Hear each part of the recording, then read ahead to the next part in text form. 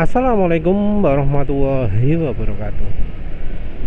Kali ini penulis ingin bahas sedikit soal HCS, terutama soal kesulitan dan kelemahannya ya.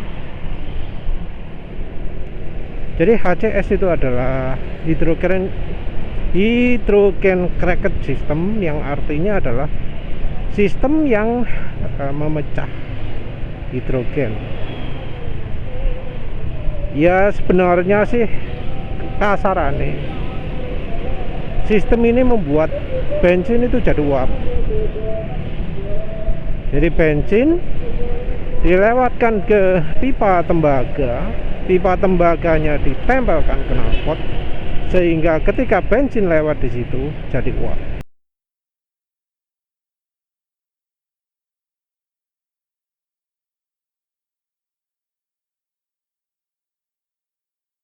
Ya sistemnya macam-macam, tapi intinya seperti itu. Jadi intinya adalah membuat bensin itu jadi uap. Sebenarnya sistem HCS sendiri itu merupakan pecahan dari sistem yang dulu terkenal sebagai fuel evaporator, karburator yang bekerjanya merubah bensin jadi uap.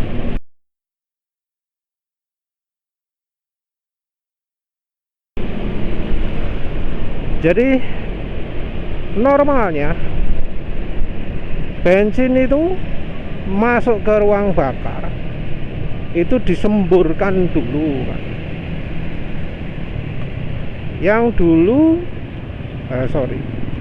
Yang kalau pakai karbu itu bensinnya dirubah jadi partikel kecil-kecil pakai Venturi ya, sistem Venturi ya. Jadi sing koyo cat gitu ya, cat semprot. Jadi kayak obat nyamuk yang pakai pegangan itu.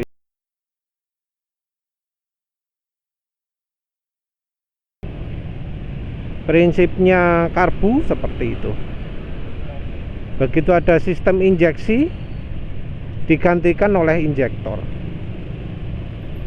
Injektor ada 8 lubang, 12 lubang, yang katanya kalau makin kecil lubangnya, makin kecil partikel bensinnya. Tapi tetap baik sistem karbu maupun sistem injektor yang namanya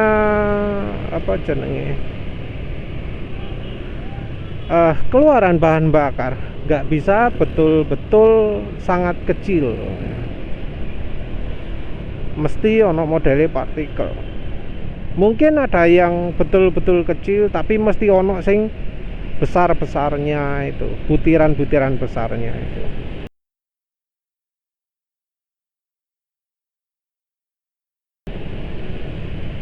Nah, butiran ini jadi penyebab campuran bahan bakar tidak efisien, karena pasti ono sing nyembur ke sisi-sisinya. Ada yang bahkan mungkin masuk ke ruang oli kali ya.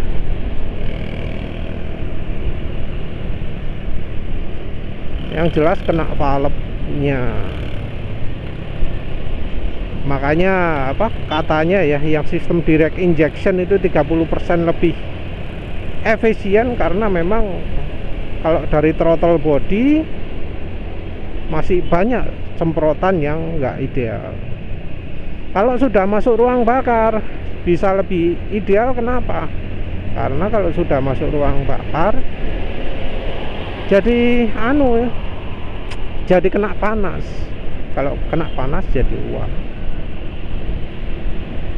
Jadi ya proses masuknya itu kurang begitu efisien, dan merubah dari cairan jadi gas ini menyedot banyak panas mesin juga ya, walau itu bisa jadi pendingin juga, tapi ya secara efisiensi termasuk kurang baik. Nah, oleh karena itu ada namanya karburator yang berusaha membuat bensin itu jadi uap. Cuma sayangnya nggak bisa seperti itu.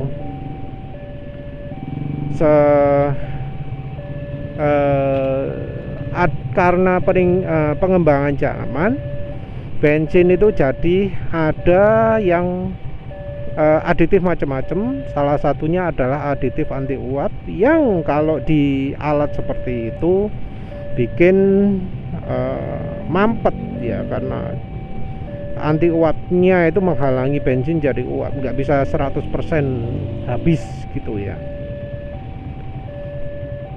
Nah, kemudian muncul HCS. HCS ini bensinnya dijadikan uap karena ya sumber bahan bakar itu sedikit, kebanyakan ya pakai Pertamax turbo atau Pertamax. Ada beberapa kelemahan, yaitu yang pertama maintenance. Saya manfaatnya dulu lah ya, manfaatnya dulu. Manfaatnya adalah bensin yang sudah jadi uap ini jadi katalis dari bahan bakar juga. Dari bensin yang sudah ada juga. Jadi nambah tenaga, bisa nambah irit. Karena sudah jadi uap, dia lebih efisien. Dia akan membantu membuat ruang bakar makin bersih karena ya itu sudah jadi uap. Peningkatannya ya tergantung pemakaian. Kalau motornya motor matic jangan harap peningkatan banyak. Tapi kalau motor manual sukanya pakai RPM rendah, ya bisa dapat peningkatan cukup lumayan. Penambahan tenaga ya lumayan lah, 10-20%. Cuma ya itu penambahan tenaga ini modelnya statis. Statis dalam artian nggak bisa berubah debitnya, karena kan ya nggak kayak gas ya, nggak kayak throttle. Debit masukannya statis. Nah, karena statis ini juga bisa mengganggu AFR-nya.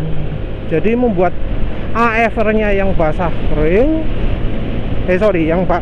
yang RPM bawah itu basah, ya. Terus yang RPM atas itu kering.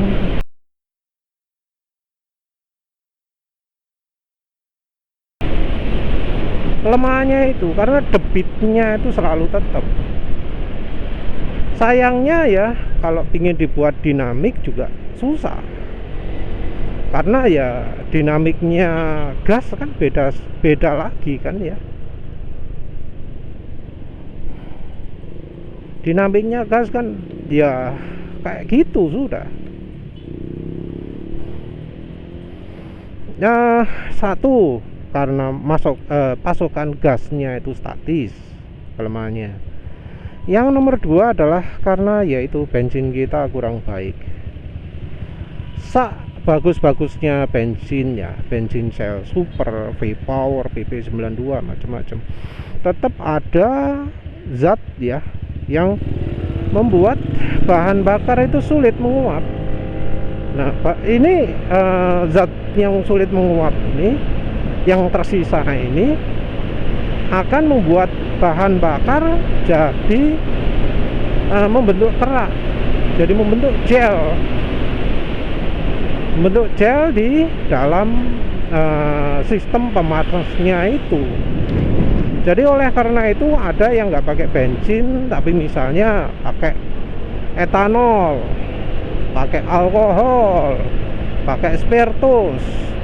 Gimana caranya hasilnya itu lebih bersih? Tapi ya tentu akhirnya kandungan energi, kandungan oktan akan jadi terpengaruh oleh yang zat dipakai ini. Penulis sendiri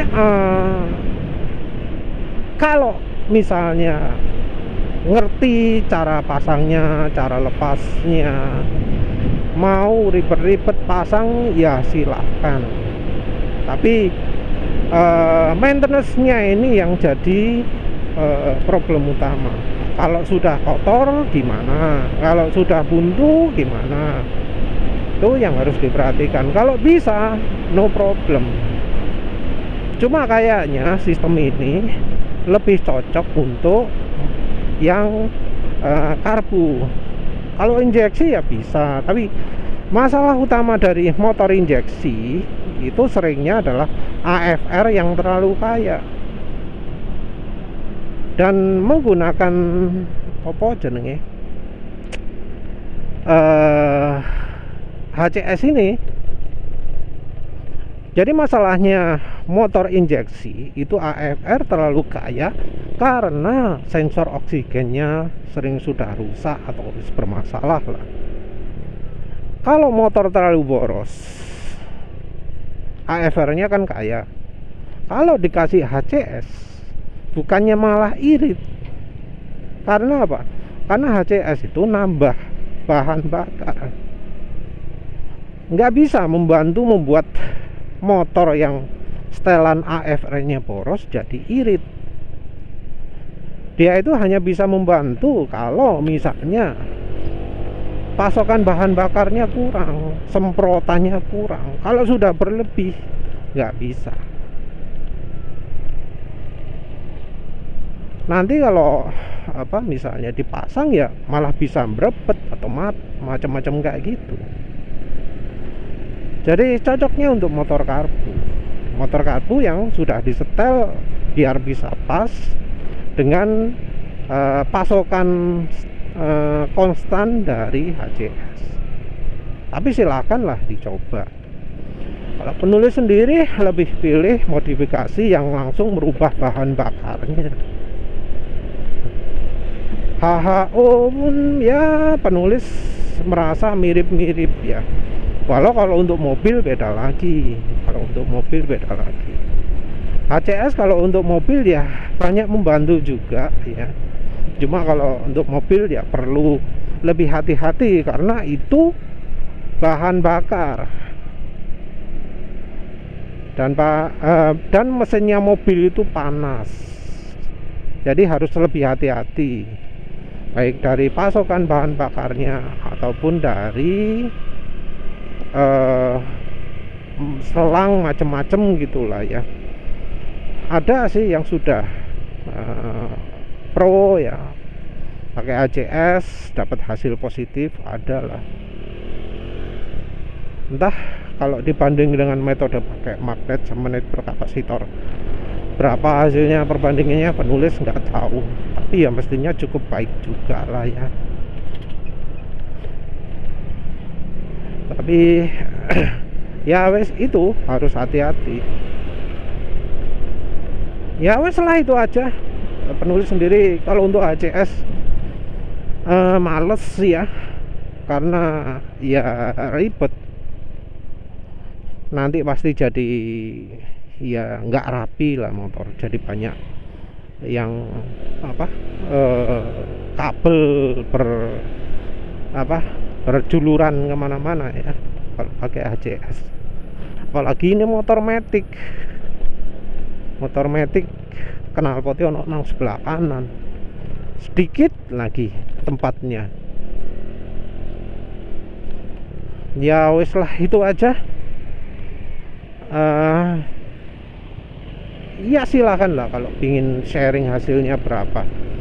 Kalau penulis sendiri kalau ingin modifikasi yang mudah, silek dulu lah, coba dulu sileknya, cari angka yang pas, cari yang bisa nambah tenaga dan nambah irit. Kalau ingin iritnya tok yang ke karbunya yang dikecilkan. Ya wes begitu saja. Terima kasih udah menonton. Assalamualaikum warahmatullahi wabarakatuh.